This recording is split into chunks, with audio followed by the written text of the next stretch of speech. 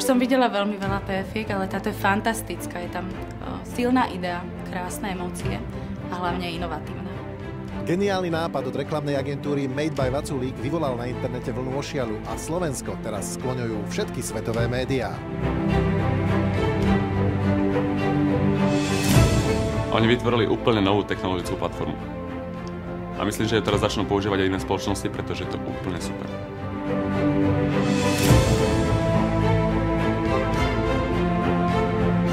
Perfektná PF-ka. Poďme to napasovať na koncept Hrabu zdravo. Nechápem, prečo aj na mňa myslieť takúto PF-ku.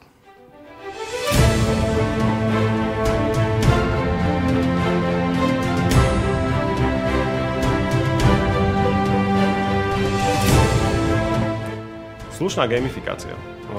Takú PF-ku som už dávno nevidel. Gratulujem Vaculíkovcom.